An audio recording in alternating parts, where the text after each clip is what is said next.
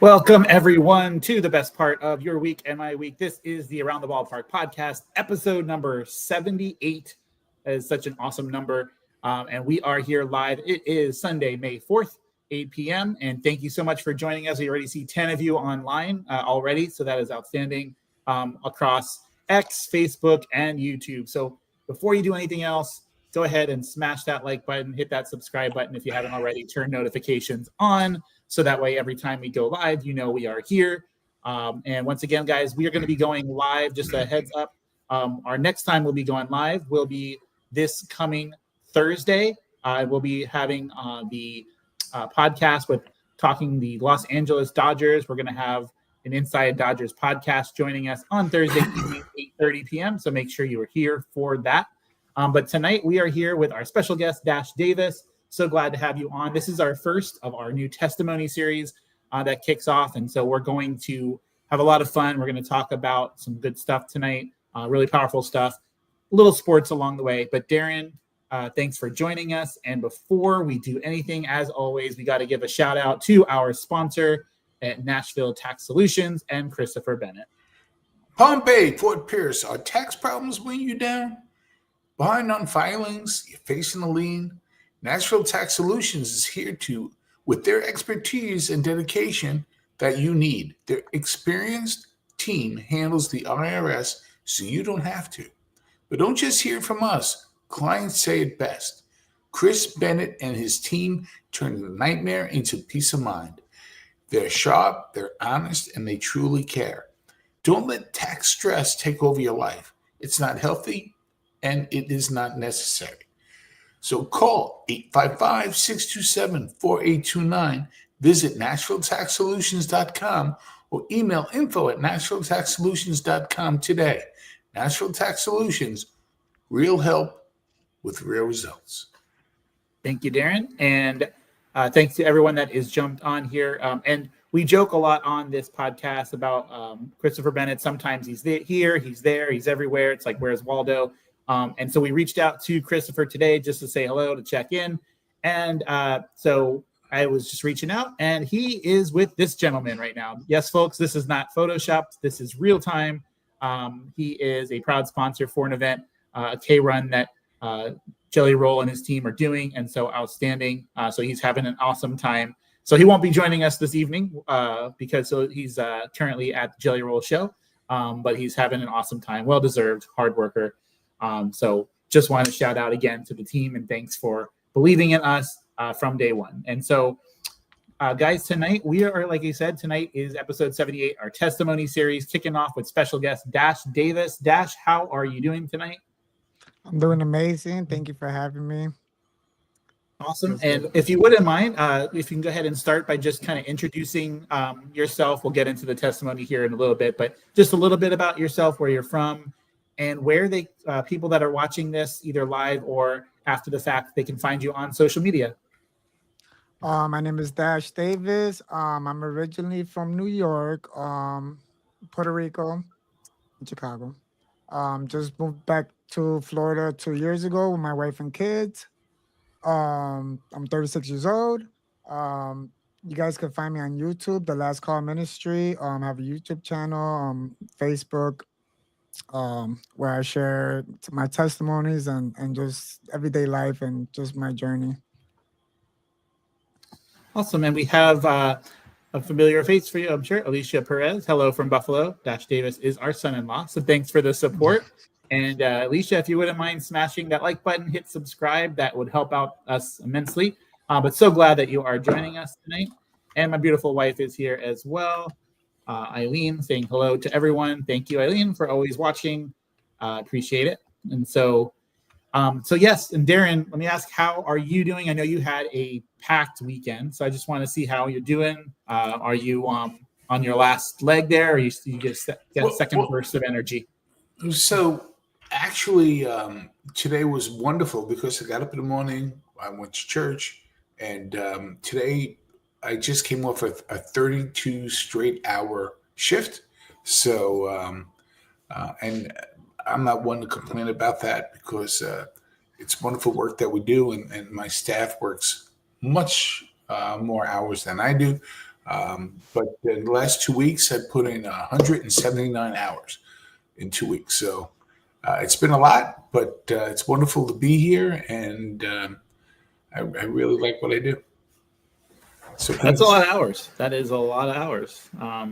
But I think when you enjoy doing what you do, like you said, not that you don't want to be resting and be with family, all that kind of stuff, but it makes it that much easier for sure.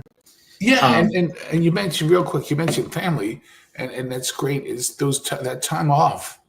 It's wonderful when they realize that you just need rest, a little mindfulness. And today, I just scrolled on my phone. I like to make lists. I work on a list of some stuff that I want to do, just good stuff. And now tomorrow's tinker around the house and get ready to go back to work on Tuesday. So tomorrow's your off day, basically. Yep. Oh yeah. Cool. So yes, and a few more of you joined us on X. We're up to 12. So thank you guys for joining us. So I want to start here, Dash. So we're going to get into your testimony in just a little bit. But before we do, as you know, we talk sports a lot on this channel. And again, those of you joining us just now, we're going to have these folks, the Incline Dodgers podcast. They'll be on live with us this coming Thursday night at 8:30 to talk all things Los Angeles Dodgers, the same team that's going to lose to the Mets in the NLCS later this season. But before they lose to the Mets later this season, we're going to have them on this Thursday.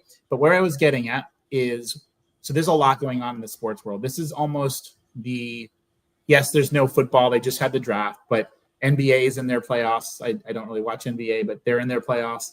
NHL is in their playoffs, and Major League Baseball is just starting their second month. So there's a lot to like sports-wise. If you're a WWE guy like me, they've never been hotter than they are right now. There was a big boxing fight last night. UFC is coming up next weekend. There's a lot to unpack here. So my question for you, Dash, is 2025, where are you in the sports realm in terms of like what do you kind of keep an eye on? And then any stories you want to kind of share from your childhood that relate to certain sports that you particularly were fond of or played with or anything like that? I really don't watch sports like that, but I do watch boxing, UFC fights, sometimes with my brother-in-law.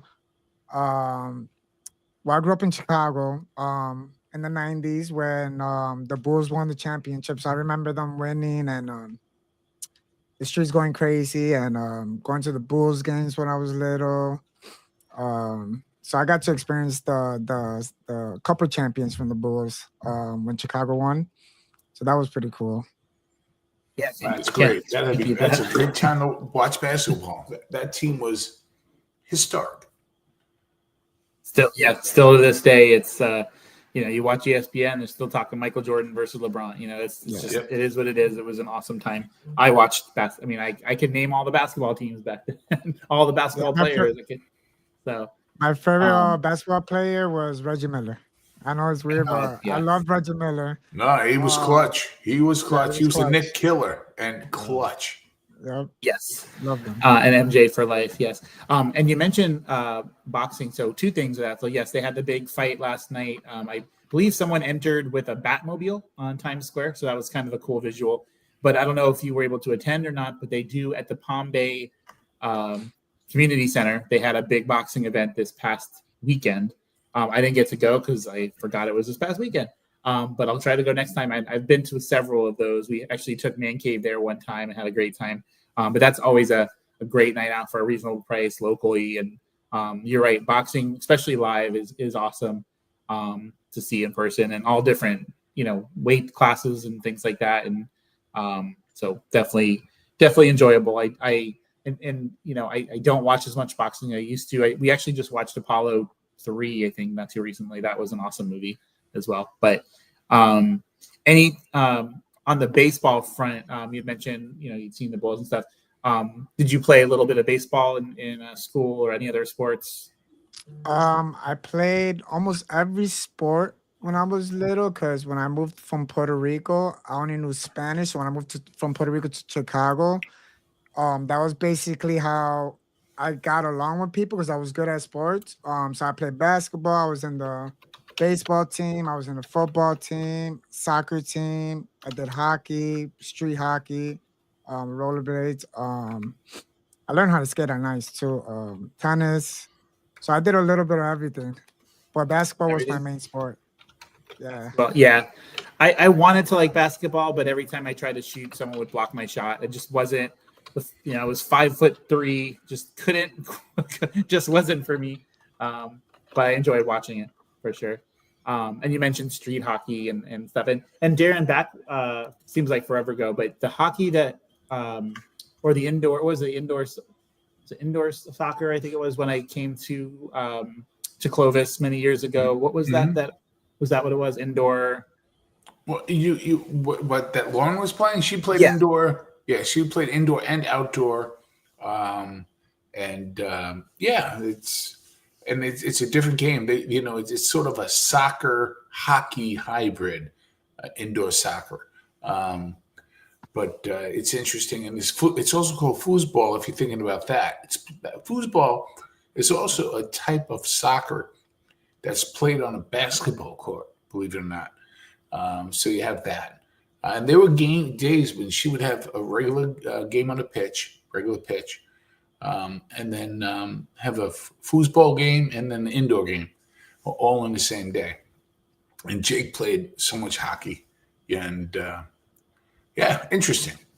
Yeah, because I always find it interesting because like we have a family at our church that they're soccer all the time. Like they're in a million tournaments. They play for like 3 different leagues, and I always wonder like, you never want it to get where it becomes a chore or they don't want to do it anymore. But like if you love doing it, then you want to jump in as much as you can, get as much practice as you possibly can. But you also don't want to get worn out either. So it's hard to find a good balance there. And I do see just a couple comments Brian had mentioned here. The Pacers are beating the Cavaliers right now.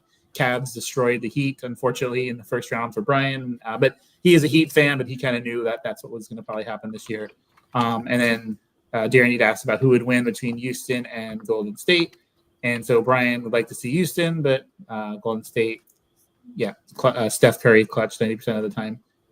Mom is here as well. Hello, Mother. Mother's Day is coming up. So shout out to the moms out there watching and my wife is mom as well. But yes, she said, I think those boys bleed soccer. So if you join soccer, it's a night and day weekend, do twice on Sundays kind of commitment. So definitely. So where I want to go next, Dash, so we kind of touch base a little bit here. So kind of want to open up the floor. And I see this other comment. It says Draymond will probably get chippy, so if they can to him and Steph, they got a chance. Yes, I agree. I do follow a little bit more in playoffs. I think some people do the same, like baseball. I don't watch, but then they follow when it gets to the postseason. So I do kind of keep up a little bit. I know who's in it. It's exciting to see the Knicks advance to the second round. I was thrilled about that. And today I watched Indiana Fever in a preseason game against Brazil. It was great to watch. Great basketball from Indiana, but it was a debacle in terms of a score. I mean, Indiana Fever sold out, 108, Brazil 44. Wow. He just crushed them. That's rough. It was a little rough. So I want to ask you, Dash, so kind of the floor is yours here. And so one thing that's interesting, guys, and everyone, guys and gals that are watching, so behind the scenes, right? So when we do these podcasts, we typically have a talking points, and then we kind of get through all the talking points. But tonight we thought it would be fun and interesting. There is no script. There is no talking points. Tonight, this is just shooting from the hip. We're going to allow Dash to have the floor here, kind of share his testimony, and we'll, of course, chime in along the way. But there's nothing that's going to be said here that we, myself, or Darren are aware of. So we're going to be just like you, hearing this for the first time live on the podcast. So super excited for that. So Dash, the floor is yours to kind of go where you want to start with this, and then we'll, like I said, we'll chime in. Hi, everybody. So as you know, my name is Dash Davis. So I'm going to start with, so I was born in New York. I moved to Puerto Rico when I was like 1 year old. I was in Puerto Rico till I was like 8 years old. Moved to Chicago. Didn't know no English. Got into sports. That's how I made friends and everything. Eventually, I learned the English. So we will go out. I lived in Chicago. We will go out to the basketball courts or whatever, and we love sports. And we'll get pulled over by the police, you know, because there was gangs and everything. And then I remember being like 9, 10 years old, putting my hands on the car, and I was like, "What is this?" You know, it just didn't register, you know.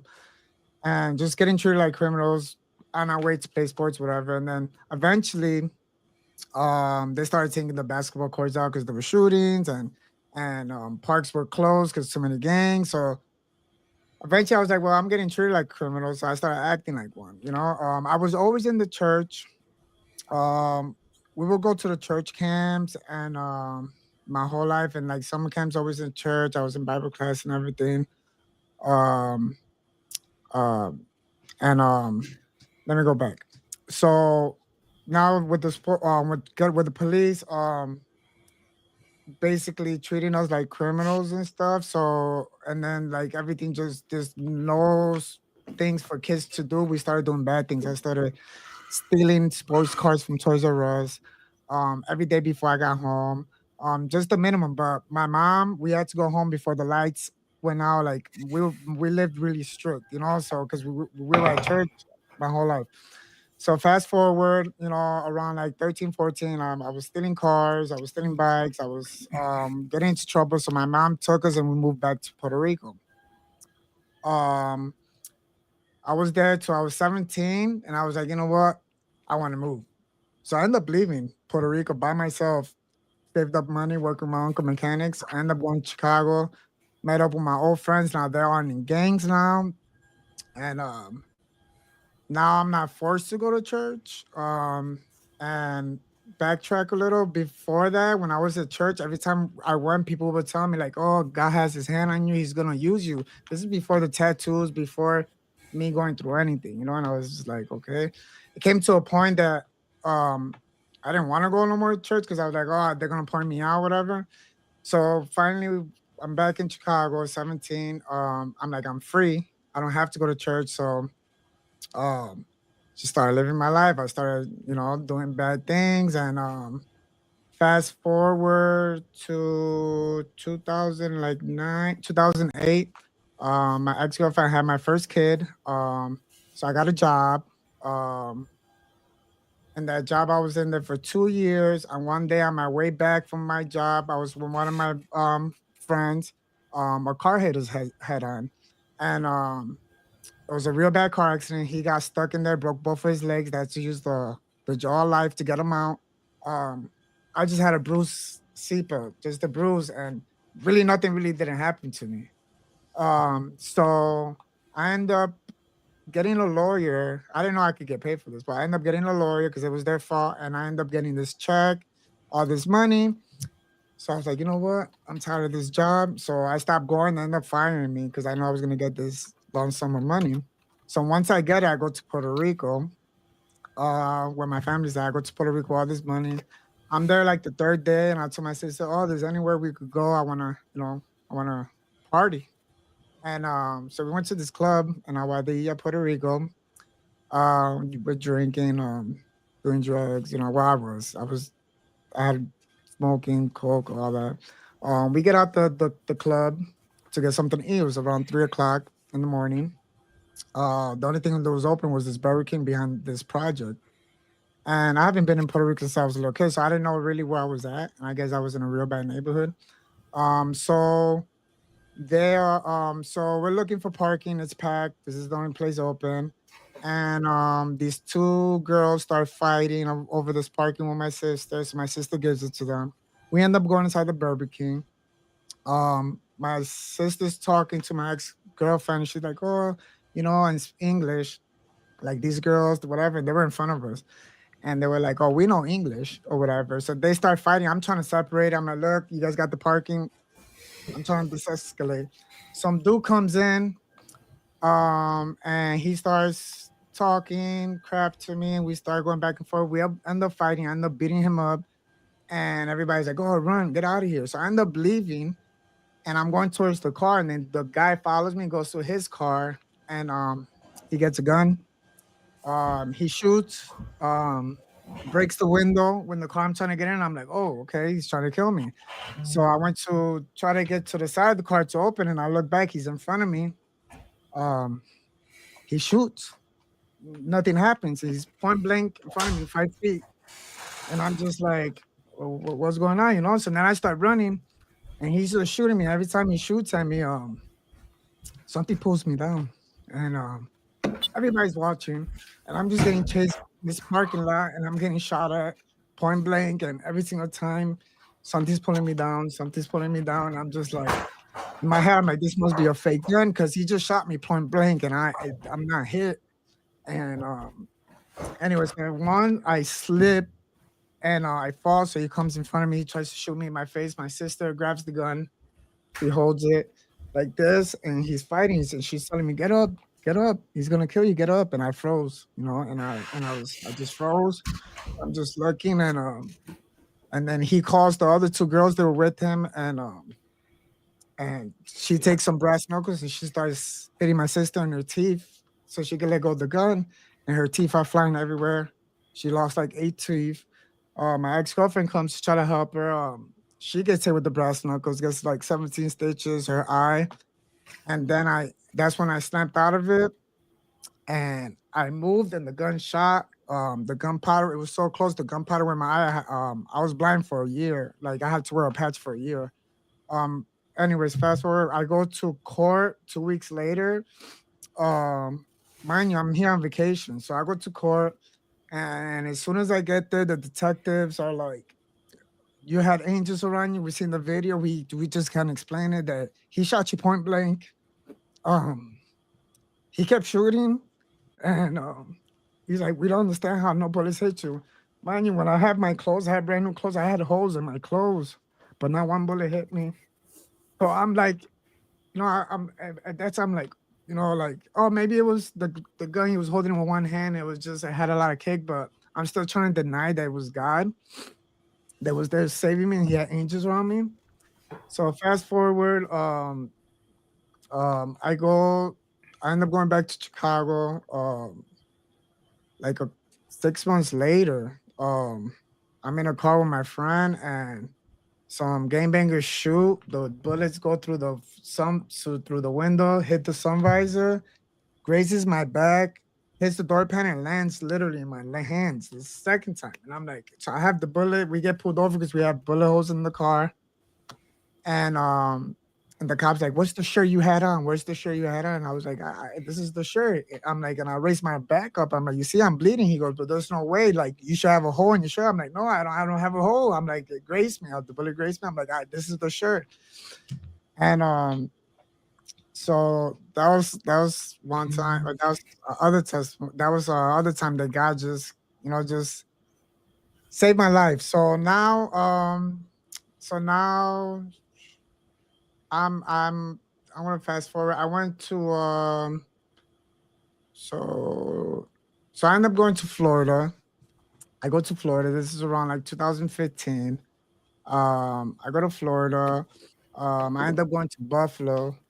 Um, that's where I met my wife. So I'm in Buffalo. I met my wife in Buffalo. Um, I got in some trouble, so I had to but before I met my wife, I got into some trouble in Buffalo, so I had to go to court. So I was going back and forth from court to Florida to Buffalo. Um, my wife, she had cancer when she was 9. She only has one ovary. She's cancer free, thank God. She only has one ovary that works only 10%, and so she's not allowed. She's not. She the doctor says she's never allowed to have kids. Like she will never be able to have kids. Fast forward. We went to Florida, me and my wife. She ends up getting pregnant. So we go back to Buffalo. And when she ends up getting pregnant, um, she starts bleeding. So we go to the doctor. She's like, yeah, she might be having a miscarriage. And mind you, we didn't know that she could even get pregnant. So we're just like heartbroken. We're like, so now she's having blood clogs. Every time I gotta go to the washroom and check it to make sure it's not the baby. And then finally one day, me checking it, she passed the baby. It was 10 weeks, so she had the miscarriage. Um, we were devastated.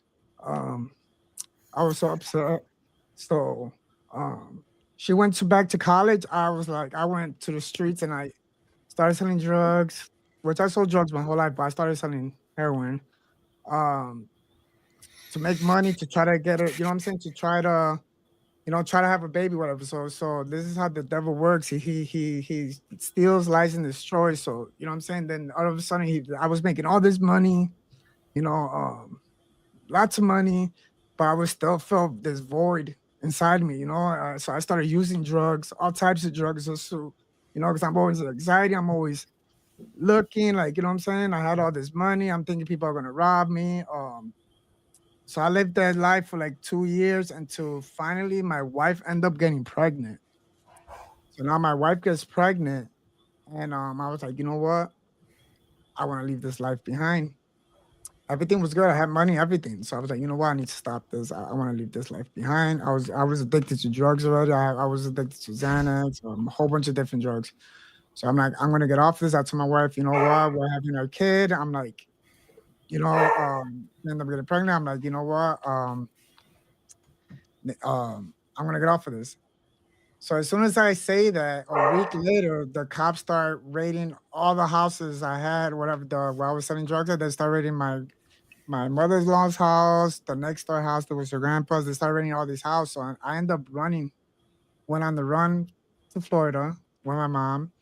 Um, I was withdrawing, so I ended up going in psychosis. And when I went on psychosis, um, it was really weird because I felt like the devil was fighting for my soul. I say that because I went to the hospital. My mom told me that like I was saying church songs in Spanish, and um, and she will put her hand and pray, and I would like keep putting your hand and pray. I feel so. What I remember was that I was with like Donald Trump, and it was really weird. And he was trying to erase all of my past of all the bad things, and he's like, "Wow, you done a lot of bad things. We keep trying to put you through the machine to erase everything, so then like that you could be this normal person." And he couldn't. It was just weird. This is when I'm going crazy. The thing is, the devil was trying to get me, and he was destroying everything. And then finally, when he went to get me, he caught me. Now I'm in this lab. This is me when I'm in psychosis. I'm in this lab, and there's like the devil, and then there's my mother, and they're trying to take my soul. And I remember, and then my daughter, I had her. She was not born yet, but I had her um like here in my psychosis. I had her here.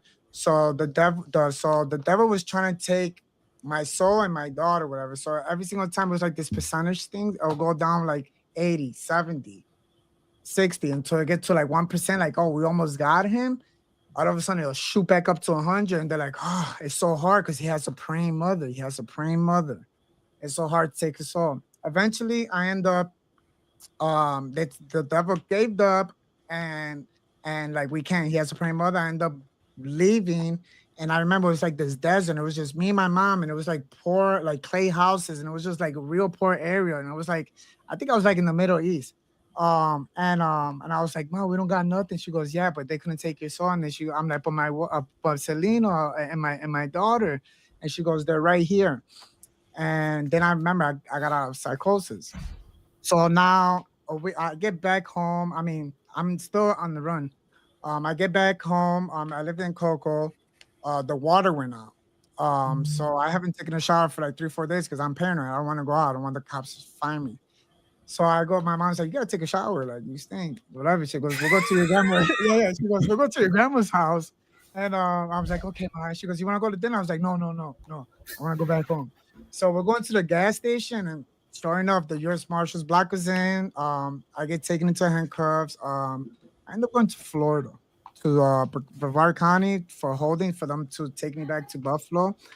And I meet this dude, this boss of the pod of the where I was at in the jail, and he's all tatted up. He's this black dude. And he's like, "Oh, there's something about you." He goes, "You're from Chicago?" And I'm like, "Yeah."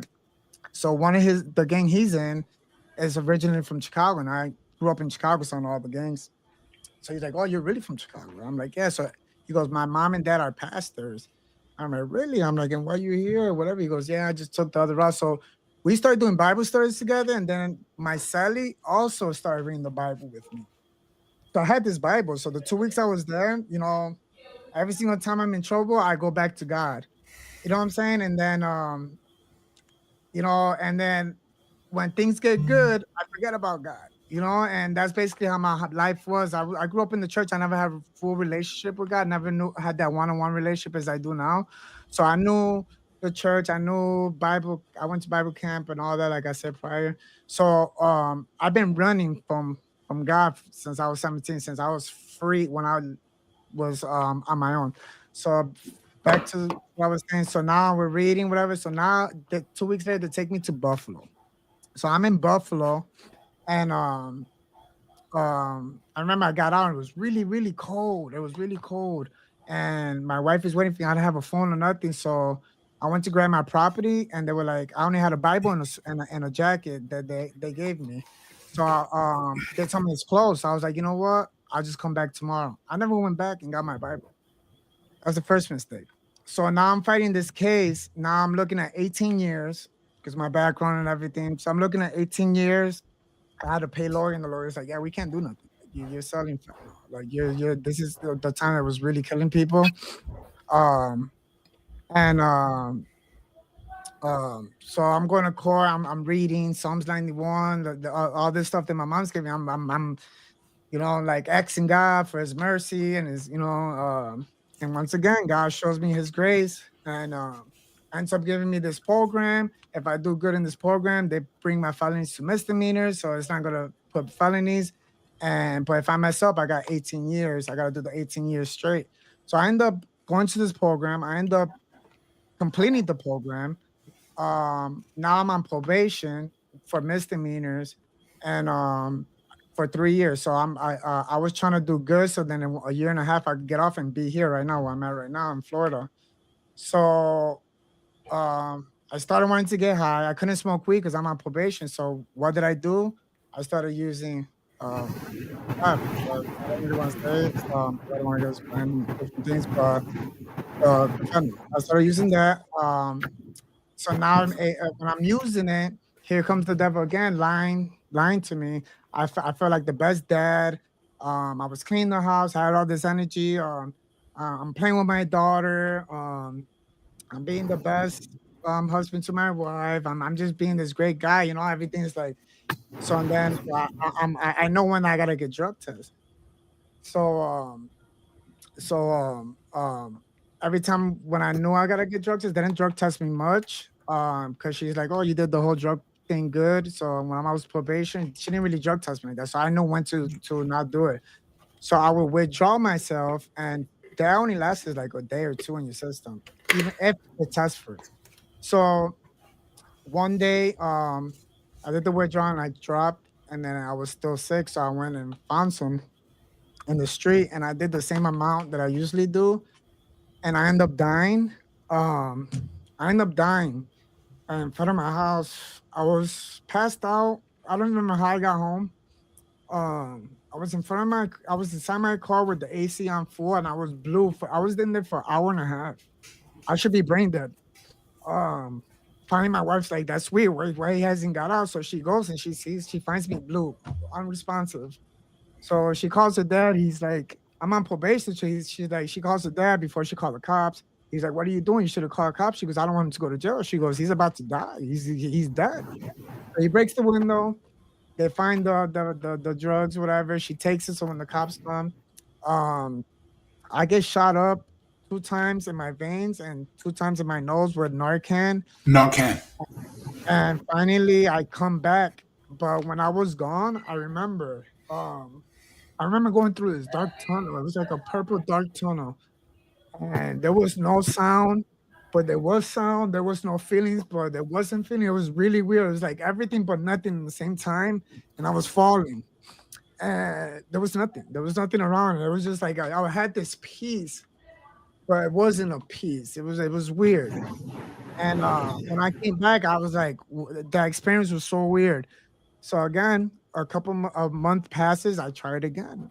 I started doing it again, and then I caught myself, and I was like, I see my wife calling my mom, like, I think he's doing that stuff again, and I'm seeing my daughter, and I'm just like, what am I doing, man? And I was like, you know what? When I go to probation, I'm gonna do something. I'm gonna test positive on purpose, so like that they could lock me up and I could get clean. And I remember that, and I remember getting out, and I was like, Ma, and we were supposed to come here early release in a year and a half. So I know if I dropped 30, it was gonna take me 3 years to get to Florida. So when I called my mom, I was like, look, Ma, I dropped 30. I'm on drugs. I need help. And she was like, what would you do that? You should just call me. I would have helped you. Anyways, the thing is that she came, um, and it was a fight, but I got clean. I went to probation the next day, expecting the worst news to talk to my probation officer, and she goes, "Oh, Dash, I'm so proud of you." And I'm just looking at my mom because I'm thinking I'm going to jail. Nothing came out positive. That was really weird. Fast forward, so now I got a PC. To try to distract me, I started painting. I'm just trying to figure out like what's to life. Like I'm trying to fill this void with a whole bunch of different things. So I started doing New Age. I started trying to actual project. I try to lucid dreaming. I'm meditating, trying to do all these things, trying to, And I remember I was looking for a car. My brother-in-law fixes cars and paints cars and all that. So he goes, just buy a car, we'll fix it up, whatever. So I'm like, okay. So I end up buying one and went to his shop. So he's telling me like, yeah, I'm in the spiritual journey too. And we're like, oh, me too. Like, hey. So now we're in both buying crystals and doing all this stuff, right? And eventually it came down to me and him were like, you know what? I think it's Jesus. And me and him was like, yeah, it's Jesus. He's like, let's go to a church where nobody could see us. So like that we could just let loose, you know what I'm saying? Because we still had that pride and we don't want people to see us crying. We're like, we're going to the church where nobody could see us and we're just gonna let go. And we did that. So then I go home and I'm telling my wife, wait, I'm like, hey, is Jesus being your brother found Jesus? She goes, I've been reading this Bible too. She goes, I picked up the Bible. So this whole time my wife's at home reading the Bible. So we all found Jesus and at the same time. So then we all got baptized together. It was amazing. I'm on fire. I'm on fire. I get the early release. So the probation officer called me one day. She goes, "Hey, guess what, Dash? We're terminating your probation early." So everything was going perfect. So I'm like, yeah. So now I stopped smoking. I stopped drinking. I was sober. First time in my life. So now I go to come here to Florida. I'm judging people. You look at me. I got tattoos, and I was such on fire. I even became religious. You know what I'm saying? Like I just, judging people and just thought that. Bro, I was ready to build a church. I'm telling you, like I was just, and it's just the baby Christian in me. So I could be around people that smoke and everything. Slowly enough, I started smoking.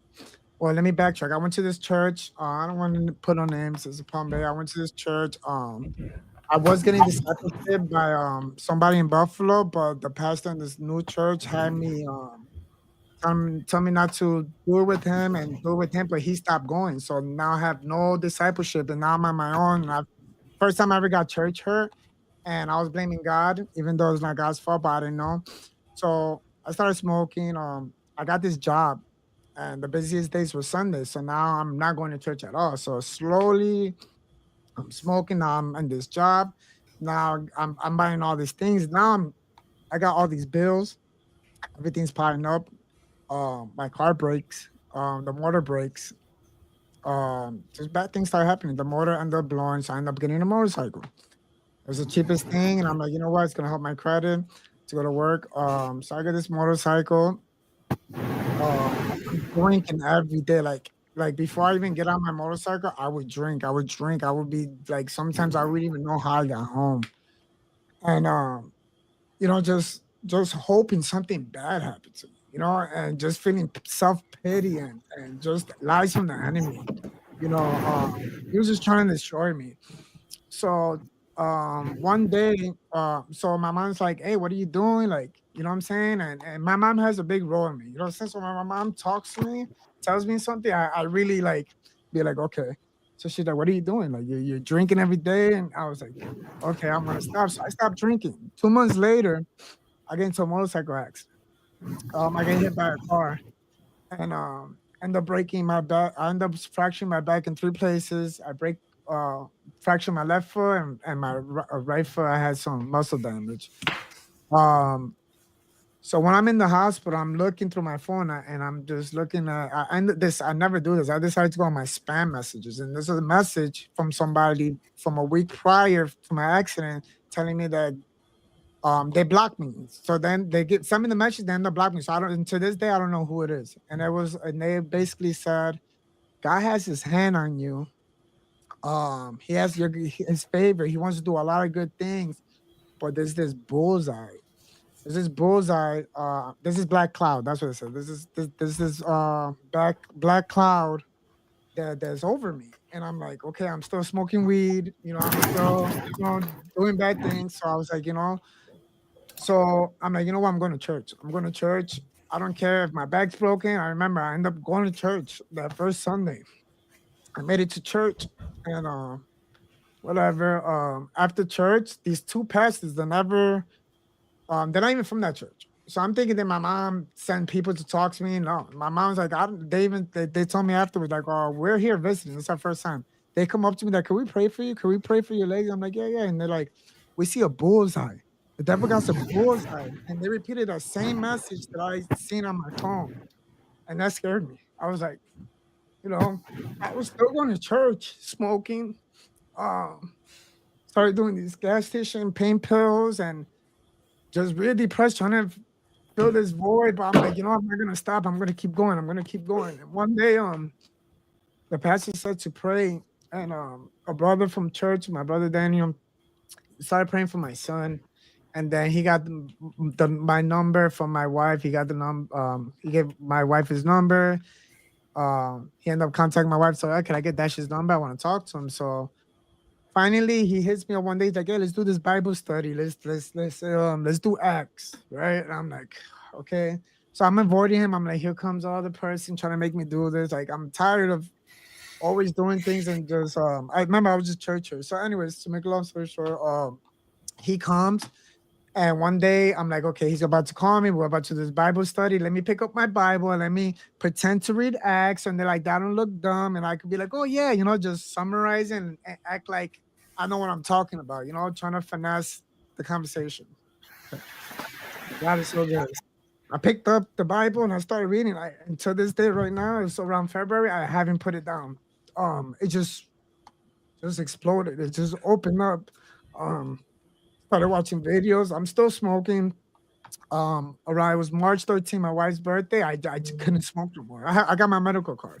I couldn't smoke no more. I was like, I can't do this. It's like I'm getting this like it just felt dirty. I stopped it. I stopped vaping the week after that, and I just been on fire for God and the definition of being on fire, which I learned is basically just putting God first every day. Like a lot of people be like, "Oh, I lost the fire," and you don't lose the fire if you put God first every day. And and I learned. I'm still learning right now with this walk because when I got back, I started going to everything. I started evangelizing. I started doing this, I'm like evangelizing, trying to help people. I go back home, I'm yelling at my kids, I'm yelling at my wife, and and it's like, what am I doing? I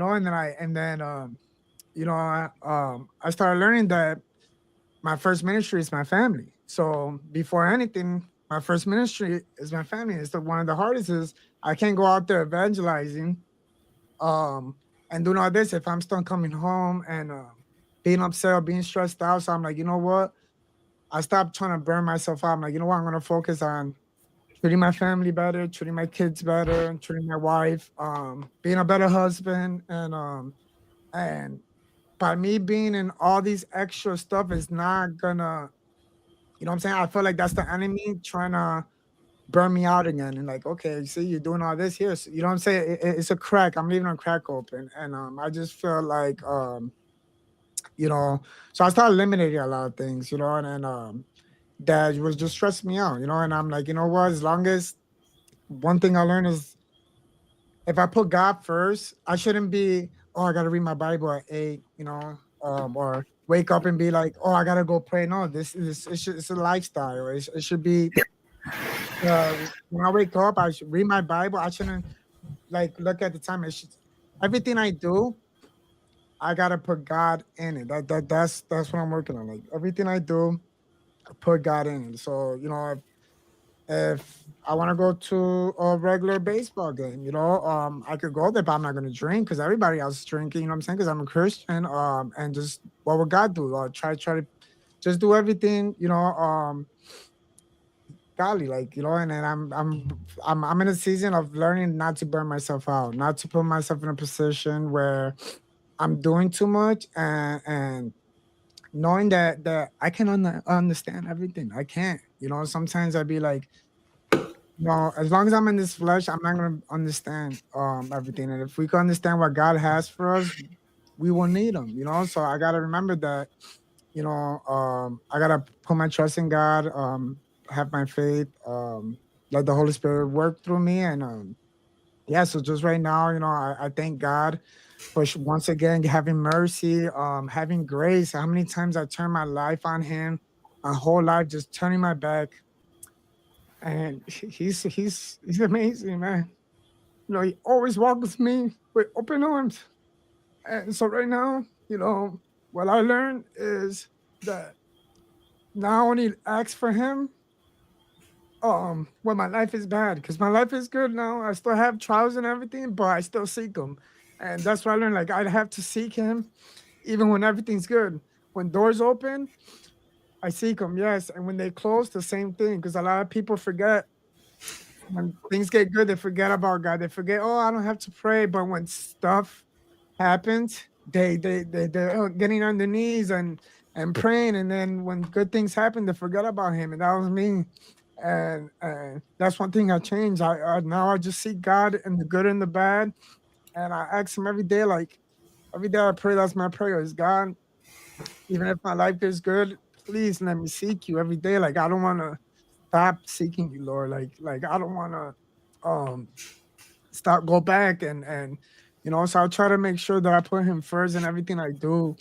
Um in the good or the bad now. And he's still working on me.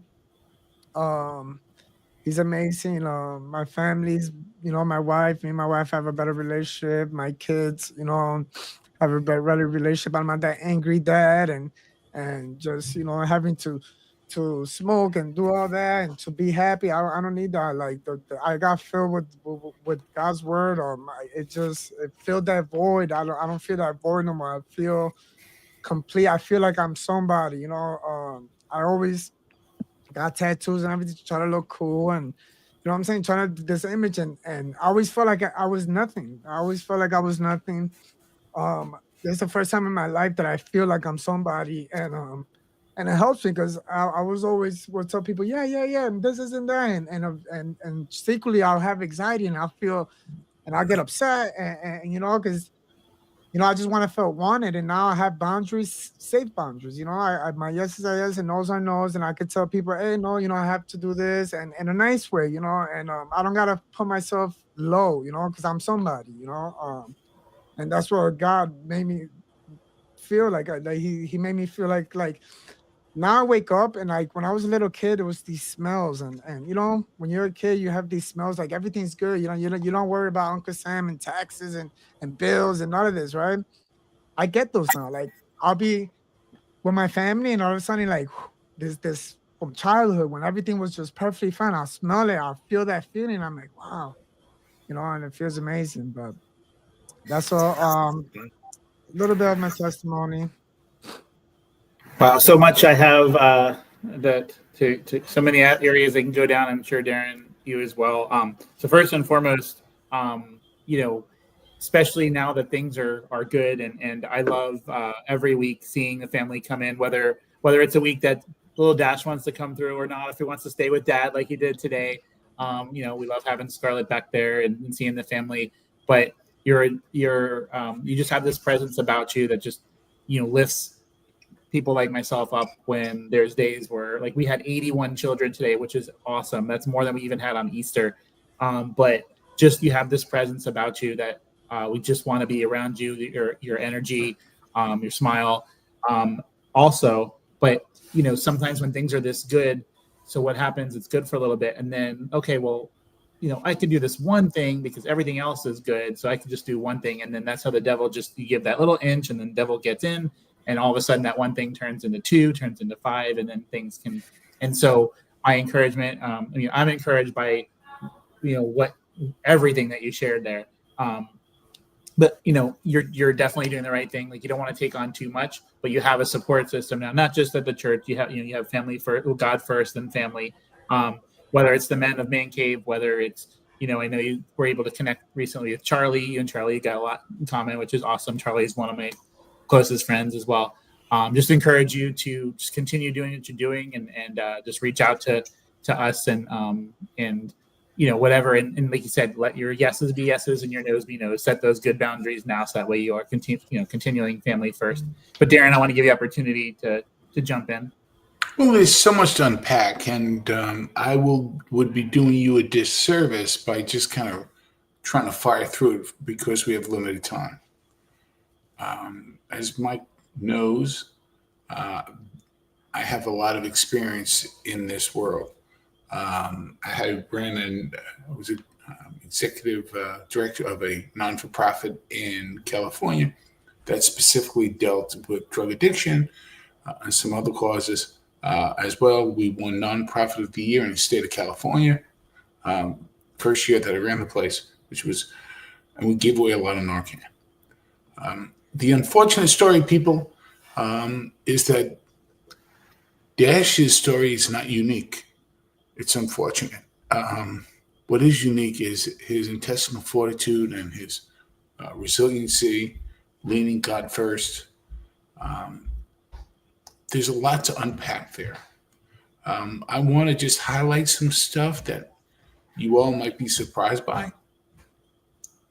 And this is not blaming anything else other than we all make our own choices. And we all have to combat the devil all the time. But I want you to think about what Dash told us.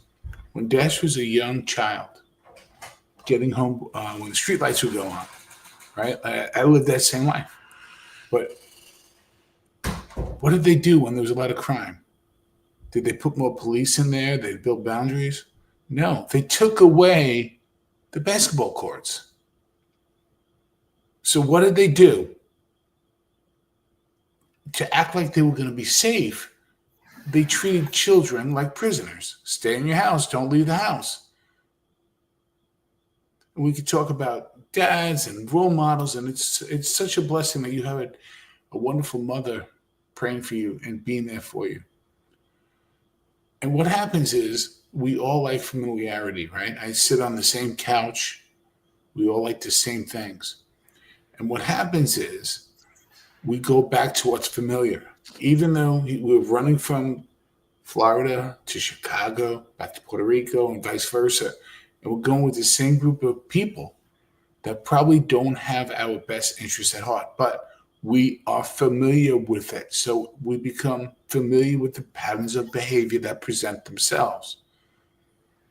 Dash, you got to give yourself a lot of credit for doing what you're doing, and whatever reason you have all the tattoos that you went into.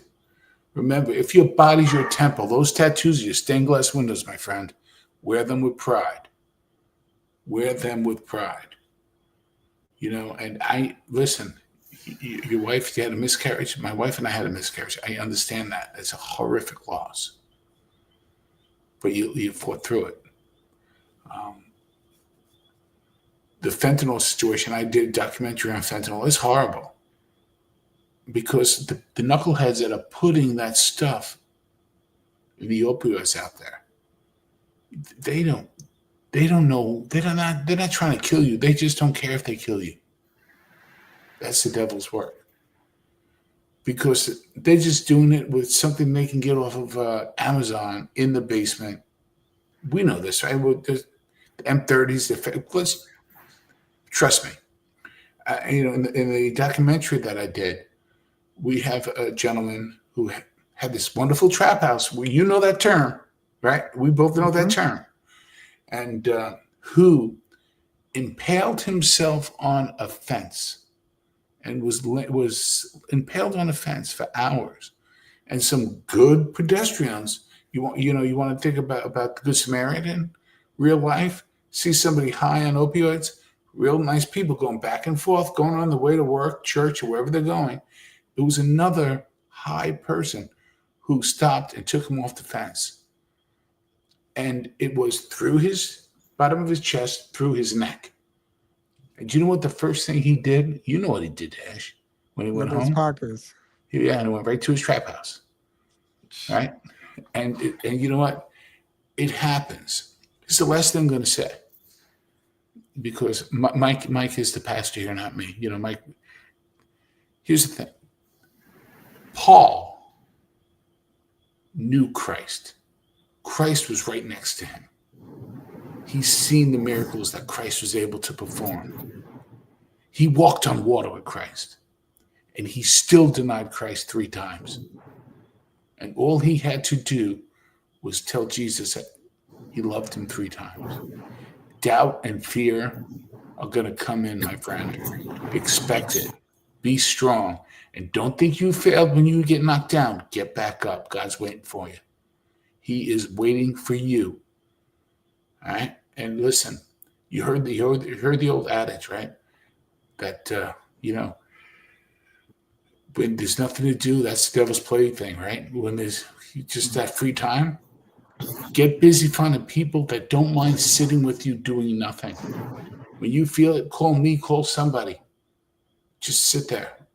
I would sponsor people, and I went out there sponsor. We'd meet at 3 o'clock in the afternoon or 3 in the morning and not even talk, just sit on their phones. Because that quiet time, that's when he comes.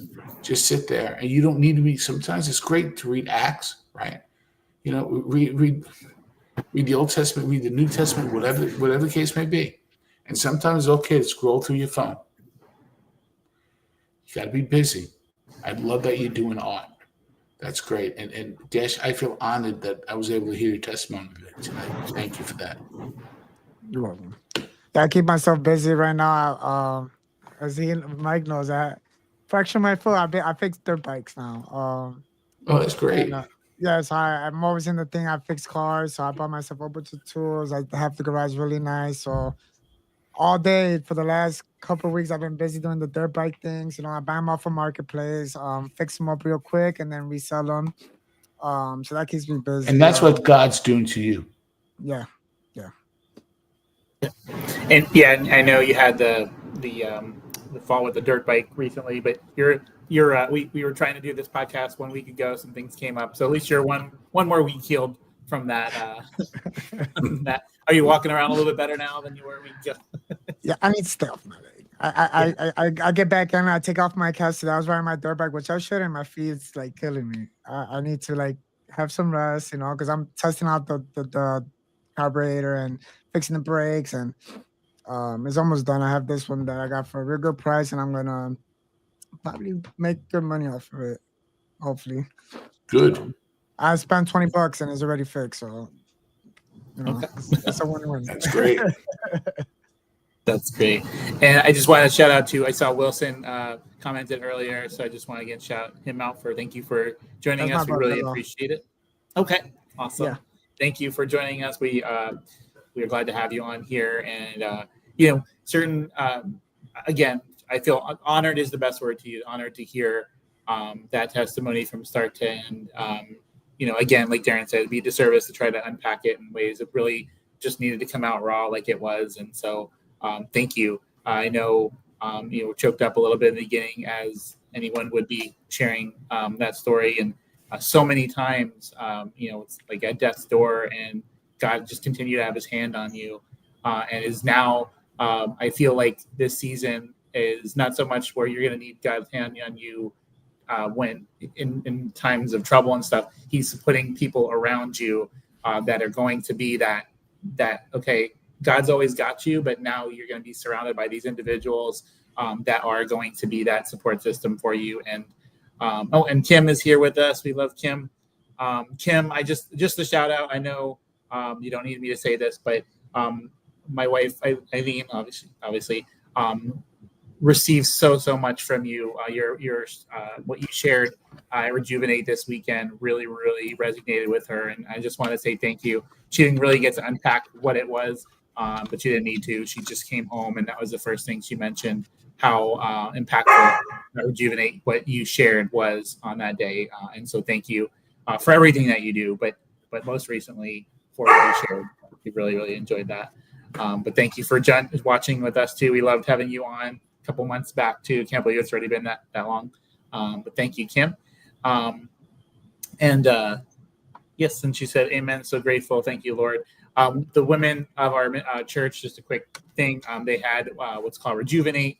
So basically, it was the women were able to go for a night and a full day beachside to a hotel, and basically not just be pampered physically, but by the word. We had several different speakers on Saturday. They were able to speak. My wife Eileen and my daughter got to go together, which is awesome, and have some mother-daughter time. As you know, my son and I had some father-son time. We went to Cincinnati a couple weeks ago to that Reds game, and just to kind of explore a new city that we've never been to. So I was really glad that they had the opportunity to do that together. Yeah, Dash, and again, I know I said this before, but just a joy to have. I know there's weeks where Dash is a little bit more nervous to be there than other weeks. Sometimes he's good, and a lot of times, as soon as he gets to playground time, usually everything gets turned around. He's good to go right after that. But Miss Debbie and Miss Carrie love every single week that we get the pleasure of both children being there. Love seeing him, and always encourage you to, when it comes to Man Cave, there is no age requirement there. So even if we always say, even if some dads think, oh, my child's too young to really receive anything here, just their ears in the room is really sometimes all it's needed. They may take one word home, and that's all it needs to be. So just so you know, it's open all ages. There's no has to be 12 years old, has to be 16 years old. So if it's a thing you're able to make, you're always, invite's always there. Always, like I said, always the fourth Friday. This month we'll be having Pastor Jordan Bonilla sharing with us, and then next month got exciting, but we're going to be doing I think it's our 5th annual now, but Man Cave Steak Off in June, which is going to be tremendous. Can't beat that. For under $10, you get a full steak dinner and sides and drink, all that good stuff. So super cool. But just getting back to, again, I know we're getting short on time and stuff. So, but I just wanted to say thank you, Dash, for sharing your heart, and I'm encouraged by what you shared, and just want to continue lifting you up.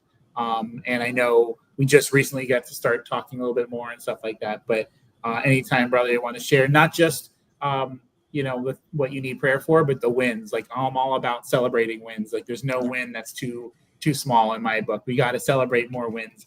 We always share at our pastor meeting. Sometimes, like, it's one thing, we see all these prayer requests coming in, and we pray for each and every one of them. Sometimes we'll get them on our phone at 3 a.m, and we pray for each and every one of those prayer requests.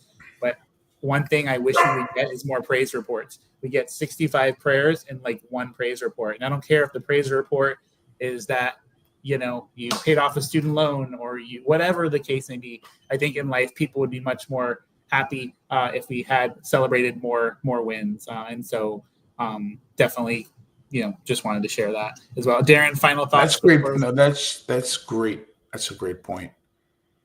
It's funny because, people love bringing up the negatives, and they don't even mean it. Oh, tomorrow's Monday. Oh, it's going to be so. How about you turn it around for a week and praise every time, and you say, hey, it's a new day. Oh, hey, there was no traffic. Hey, I caught that light. Whatever it is, praise report to yourself. Anytime you want to say something negative, try saying something positive. You'd be amazed at the difference it takes. Yes, and we see Willie West, God bless, from Buffalo, New York. So thank you for joining. Father-in-law. Father-in-law? Okay. Yeah. I was showing out. We appreciate it. Glad to have you on here. And yes, and Kim said gratitude, celebrate the wins. Yes, amen. Celebrate the wins. And so any final thoughts, Darren? You're good to go? I hope we have you on again, Dash. And listen, don't be a stranger. And when, that anxiety or that stillness kicks in, you don't need anybody chirping in your ear. You just need somebody present, knowing that God's there all the time. But sometimes you want somebody physical to be there. I shared this before. I'm going to share it real quick. So I had somebody that played professional hockey, a very, very good friend of mine, and a dear, dear friend. And we would meet at a cigar place from time to time. And sometimes people look at us, and this is why another reason 107, why we should not judge anyone. And he would sit there, and I would sit there with our phones and not even talk. And look at it. And why aren't they talking to each other? You know what? Social media today, these people, what are they doing? No. He was just working through it. He didn't want to talk to anybody, but he wanted to have somebody there next to him until he got through it. And then, and I knew that from my training and just some stuff. And one day, best thing he ever said was, you get it.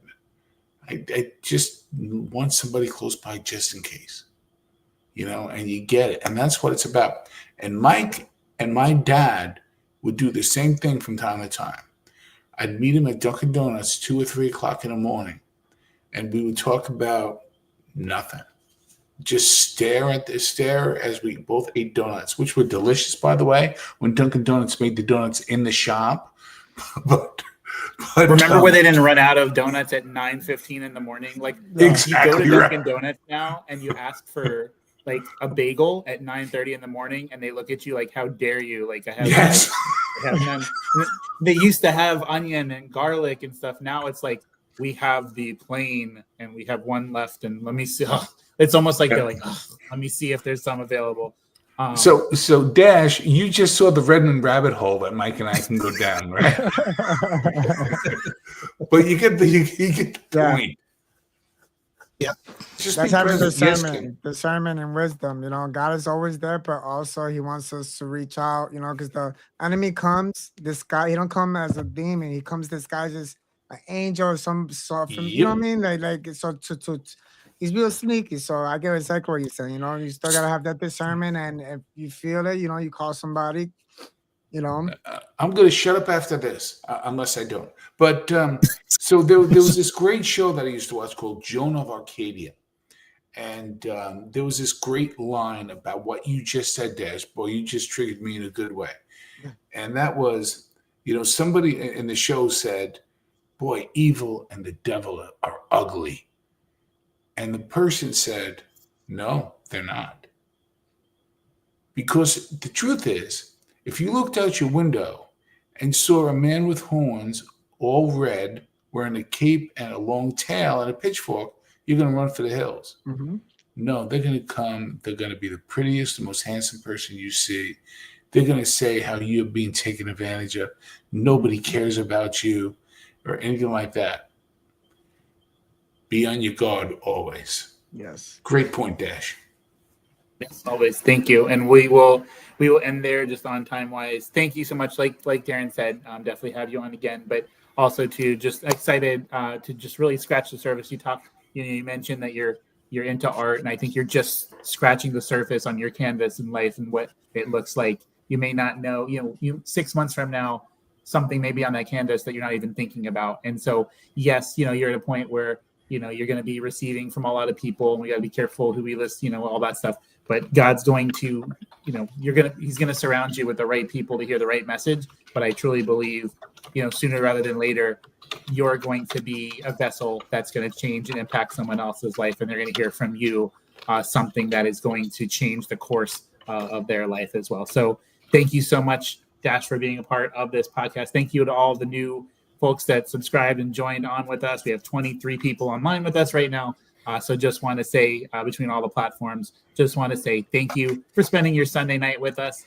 And we look forward to seeing everyone again this Thursday night with the Inclined Dodgers podcast this Thursday night, and then moving forward. And happy Mother's Day, early Mother's Day to anyone watching as mother. Again, I mentioned, but glad to see, of course, I know you'd be watching Selena because he's on. But thank you, Selena, for watching along with us as well. And until next time, everybody, we will see you around the ballpark. Bye, guys.